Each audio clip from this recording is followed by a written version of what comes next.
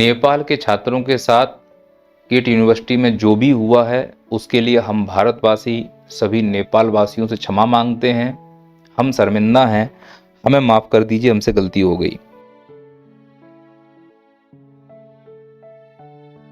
यदि आपका सपना भी है सरकारी नौकरी पाना तो डाउनलोड कीजिए नैया पार एप्लीकेशन। यहाँ सभी कॉम्पिटिटिव एग्जाम के लिए लाइव और रिकॉर्डेड लेक्चर अवेलेबल हैं। लिंक नीचे डिस्क्रिप्शन में दिया गया। मैं उन लोगों को दो टूक जवाब देना चाहता हूं जो ये चिल्लाते रहते हैं कि यह देश महात्मा गांधी के विचारों का देश है। इस अमृत काल में अंतरराष्ट्रीय स्तर पर डंका कर पिट रहा है तो केवल यही कि माननीय मोदी जी के विचारों वाला देश ये बन चुका है।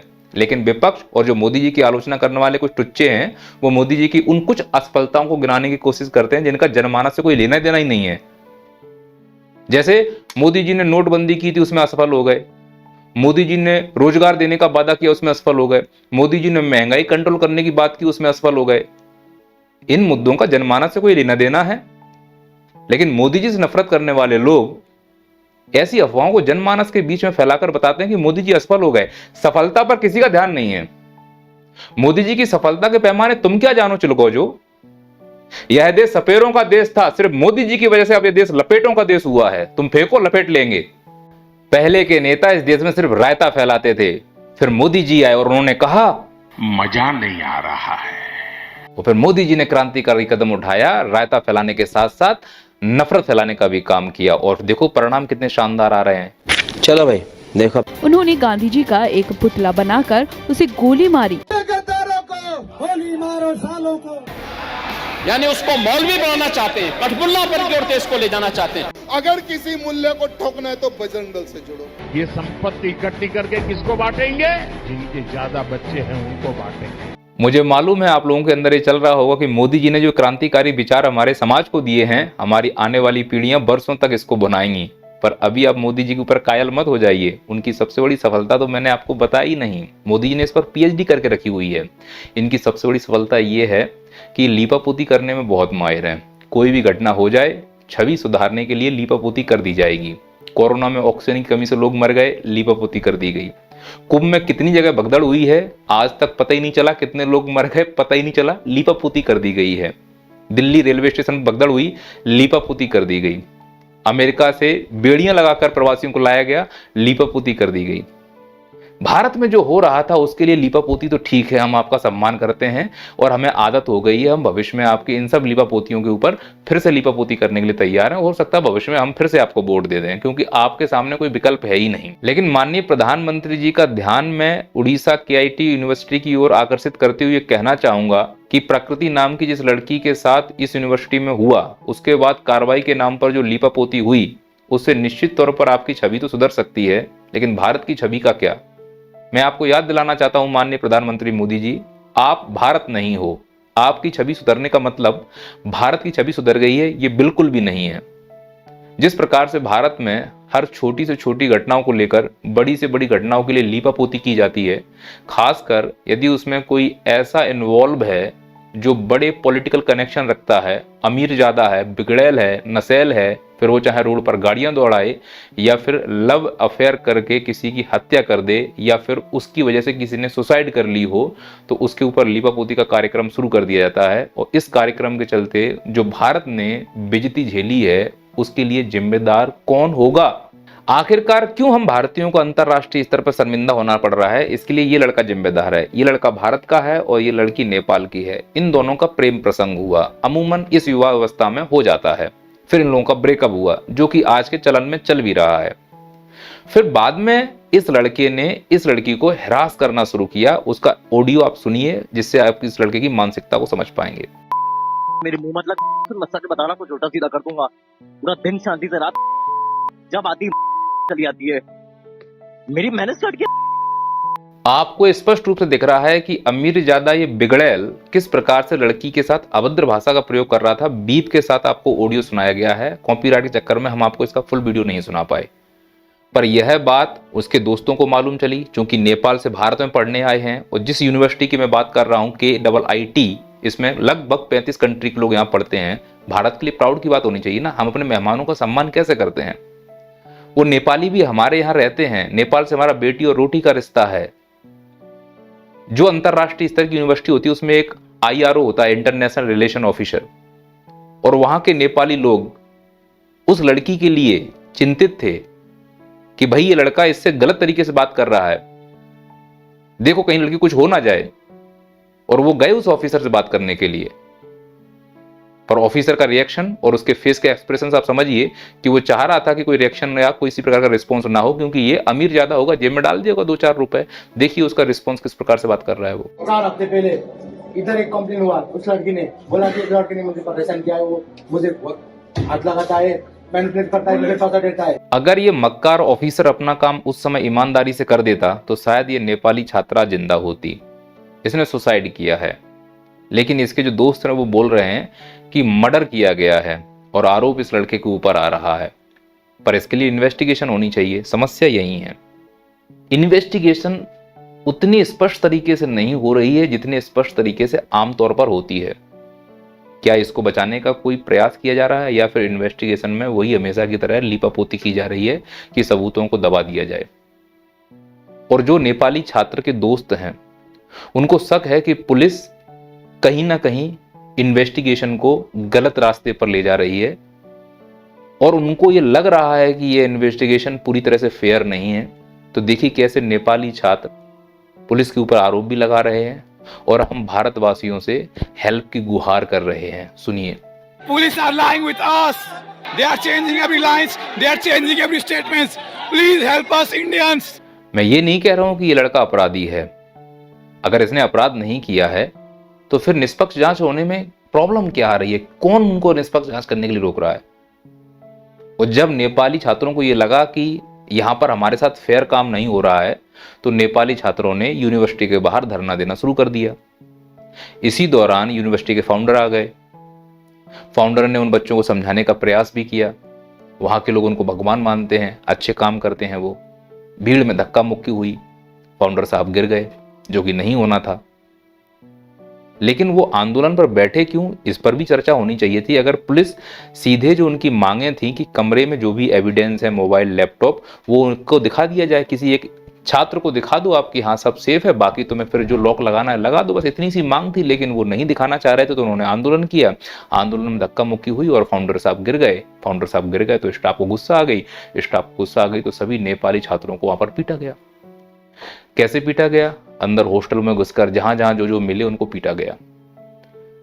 बात यहां तक खत्म नहीं हुई, फिर लेटर जारी होता है, हॉस्टल छोड़ने की बात होती है और सभी छात्रों को बस में बिठाकर अलग अलग जगह छोड़ दिया जाता है।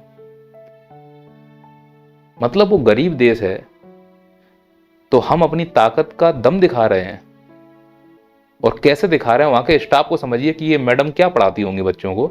आप इनकी बयानबाजी सुनिए, नेपाल को लेकर इनके विचार क्या हैं। 40,000 बच्चों को अभी खिला रहा है, पढ़ा रहा है, फ्री में बिठा के। तुम्हारे कंट्री का उतना बजट होगा, उतना बजट होगा।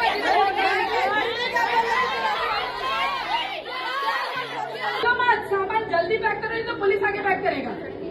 सामान पैक करो, यहाँ कोई भी दिखाई नहीं देगा, पुलिस करेगा। जो भी यहाँ दिखाई देगा उसके आगे उसका डिसिप्लिनरी एक्शन लूंगी। अब कोई कितना भी गरीब हो अपनी बेइज्जती तो नहीं सहेगा।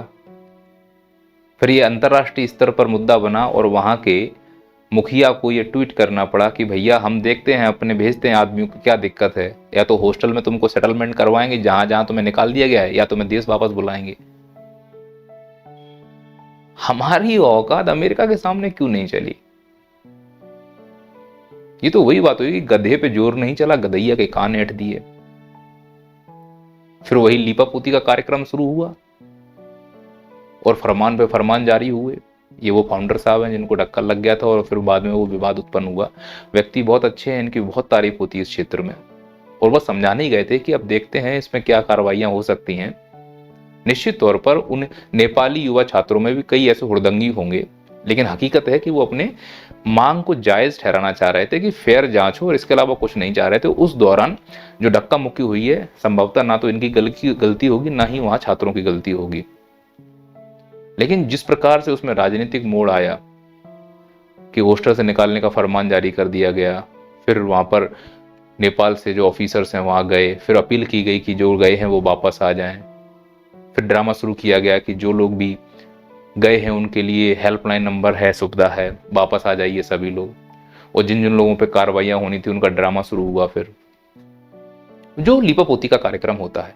बड़ा प्रश्न यह है कि निकाला क्यों? अगर उनसे कुछ गलतियां हुई थी, फाउंडर को धक्का लगा था, अनुशासनात्मक कार्रवाइयां होनी चाहिए थी। भाई हर एक यूनिवर्सिटी कॉलेज में लॉ बुक होती है ना, ये बात दिमाग से बिल्कुल परे है। और जो उन महिलाओं ने बयानबाजी की थी उसके बाद वो माफी भी मांग रही हैं, आप खुद सुनिए। I want to take a moment to apologize for my recent remarks regarding Nepal. Any of my statements has hurted the sentiment of my Nepali students or people of Nepal. I apologize for it sincerely. मतलब वो drama शुरू हुआ, फिर वो शोक सवार लगाई गई कि भैया शोक सभा गलती हो गई, ये वो फलान ढिकान। पता ये क्या है सब? ये वो बीज है जो बोए गए हैं। इतनी नफरत भर चुकी है, सहनशीलता खत्म हो गई ना, समझ खत्म हो चुकी है, अंधभक्ति है किसी आदमी के लिए, घमंड है। और अपने से बड़ों पे घमंड नहीं चलता। इस देश की हालत समझ, देश पूरे देश की हालत को समझो। आप ही ले लो, आपसे कोई कमजोर होगा, रोड पर कोई अगर ठेला लगा कर बैठा है, कोई रिक्शा चला रहा है, उस पर तुम अकड़ दिखा दोगे, लेकिन कोई अगर विधायक आ जाए तुम पैर छू लोगे। क्योंकि हमें ट्रेंड किया जा रहा है कि हमसे जो मजबूत है उसके सामने दब जाओ। भारत की वही कंडीशन है। अमेरिका के सामने गिग्गी बन गई थी हमारे प्रधानमंत्री जी की, बड़ा शर्मिंदगी महसूस की, बड़ी शर्मिंदगी महसूस की। अखबारों में, न्यूज चैनलों में डंका बज रहा है, डंका बज रहा है। और जब इधर डोनाल्ड ट्रंप खड़े, इधर मोदी जी खड़े, वो टैरिफ पर टैरिफ ठोक रहा है। हमारे मुखिया की इतनी हिम्मत नहीं हुई कि वो आंखों में आंखें डाल के पूछ ले कि तुम एक बात बताओ भाई, भले ही वो आप प्रवासी थे, तेरी इतनी औकात कैसे हो गई कि तूने उन्हें बेड़ियां लगा के भारत भेजा? मैं भेजता ना अपना जहाज जैसे कोलंबिया ने भेजा, मैं भेजता ना अपना जहाज जैसे मैक्सिको ने भेजा। मैक्सिको ने तो उसके हवाई जहाज को उतरने से मना कर दिया। गुर्दा है उन देशों में, वो अखबारबाजियां नहीं करते। तो जैसे यहाँ के लोग हैं वैसे ही देश बनता जा रहा है कि कमजोर मिले तो उसको दबा दो, अपने से बड़ा मिले तो झुक जाओ। अमेरिका मिला तो गुग्गू बन के चले आए। भारत नेपाल को दबाने में लगा हुआ है। मुझे मालूम है कि इनकी इकोनॉमी छोटी सी है, तो जैसे वो महिला बोल भी रही थी, तो कबीर जी का एक दोहा है, उसी को थोड़ा सा कॉमेडी में मॉडिफाई कर रहा हूं, माफ करना कबीर जी। भारत की स्थिति पता है क्या है भारत के लोगों की वर्तमान में? या मैं कहूं कि हमारे मोदी जी का मंत्र है कि ऐसी बानी बोलिए जम के झगड़ा हुए, और बास है कबू ना बोलियो जो अपन से तगड़ा हुए। अभी इंदौर में टी राजा साहब आए, उनकी बयानबाजी आप लोगों ने वीडियो में सुनी। जहां झगड़ा नहीं हो रहा वहां झगड़ा करवा दो, झगड़ा होगा तो मुद्दे की बात भूल जाओगे। तो ऐसी बानी बोलिए कि जम के झगड़ा हुए, और बास है कबू ना बोलिए जो अपन से तगड़ा हुए। अमेरिका से बोल के नहीं आ पाए। वहां के पत्रकार ने सवाल पूछ दिया तो आंखें देखने लायक थी हमारे प्रधानमंत्री जी की। आप भले ही एक झूठी छवि कैरी कर रहे हो और आपने कहा कि मैं फकीर आदमी हूं, झोला उठा के चल दूंगा। निश्चित तौर पर इतने मंदिर मस्जिद बन चुके हैं इस देश में, आपकी व्यवस्था कहीं भी हो जाएगी। देश का युवा क्या करेगा, देश की आने वाली पीढ़ी क्या करेगी? जो आपने अमेरिका में अपना व्यक्तित्व दिखाना था, आप ना दिखा के आए हैं। इतिहास में आपका मूल्यांकन कैसे होगा? अब तो इस विषय पर चर्चा होनी चाहिए। क्या प्रधानमंत्री मोदी जी भारत के अब तक के सबसे कमजोर प्रधानमंत्री में से एक हैं? अब इस बहस को आगे ले जाना चाहिए कि संभवतः ये लगने लगा है कि भारत के सबसे असफल प्रधानमंत्रियों में माननीय प्रधानमंत्री जी मोदी जी को ऊपर रखा जाना चाहिए, और उनके अब सभी कामों का मूल्यांकन करने का समय आ गया है। क्योंकि उनके जितने भी डायमेंशन थे वो किसी भी डायमेंशन पर सफल होते हुए नहीं दिख रहे हैं। फिर वो चाहे रोजगार देने की बात हो, सफल नहीं हुए। किसानों की आय दुगनी करने की बात हो, सफल नहीं हुए। रोजगार देना तो दूर, 2014 के बाद सड़कों पर छात्र आंदोलन करने की संख्या बढ़ती जा रही है, लाठियां भी खा रहे हैं अब तो छात्र। किसानों की आय दुगनी करने की बात तो बहुत दूर, किसान तो आंदोलन करने पड़े, रोडों पर कीलें ठोकी गई जिससे कि दिल्ली तक ना आ पाए, छवि ना धूमिल हो जाए। मुद्रास्फीति, महंगाई कम नहीं कर पाए आप। आए आप इसी वादे के साथ थे कि अब की बार महंगाई पे बार, डीजल पेट्रोल 100 पहुंचा दिया। विदेश नीति में आप फेल हुए, रेल व्यवस्था दिलाने में आप फेल हुए, कुंभ की व्यवस्था में आप फेल हुए। हर मोर्चे पे आप फेल होते हुए दिख रहे हैं। सिर्फ इस बात के लिए सफल हो कि नफरत अच्छी खासी मात्रा में फैल चुकी है, लोगों की सहनशीलता अब लगभग खत्म हो चुकी है, लोगों के तर्क करने की शक्ति अब खत्म हो चुकी है, लोगों के अंदर प्रश्न करने की क्षमता अब बची नहीं है। भाई, मैं देश में जन्मा हूं तो मुझे देश से प्रेम है। मेरे पिताजी भी अगर कुछ गलत करेंगे तो मैं बोलूंगा कि आप ये गलत कर रहे हो। आप चुने हुए प्रधानमंत्री हैं, चुने हुए प्रतिनिधि हैं। 5 साल बाद, 10 साल बाद निश्चित तौर पर आप रिटायर होंगे। और ये भी सोचने वाली बात है कि आपके नीचे जितने नेता हैं, वो जो विपक्ष में नेता हैं, सही बात है कि आपसे काबिल तो कोई नहीं, आपसे अच्छा वक्ता कोई नहीं। या तो इस देश को महात्मा गांधी समझ पाए थे या आप समझ पाए हो। इस देश की जनता की नस 2 ही नेता समझ पाए, या तो महात्मा गांधी या आप। इसमें कोई दो राय नहीं है। मैं सम्मान करता हूं इस बात के लिए आपका। और अगर वर्तमान में आप सबसे काबिल हैं, तब देश की यह हालत है। आपके जाने के बाद इस देश पर जो भी बैठेगा गद्दी पर, वो देश कैसे संभालेगा? क्योंकि जिस हालत में आप देश देकर जाओगे, वो बहुत ही कबाड़ी की स्थिति वाला देश होगा। युवा खत्म हो चुका है, तर्क शक्ति खत्म हो चुकी है, रोजगार है नहीं है, महंगाई बहुत है, विदेश नीति फेल हो रही है, अव्यवस्थाएं फैली हुई हैं, झूठ भ्रष्टाचार खूब चरम पर पहुंच चुका है, लीपापोती का सिस्टम मजबूत हो चुका है। संभवतः अब आपका मूल्यांकन इतिहास ही करेगा, लेकिन जो नेपाल की बच्ची के साथ हुआ है, एक भारतीय होने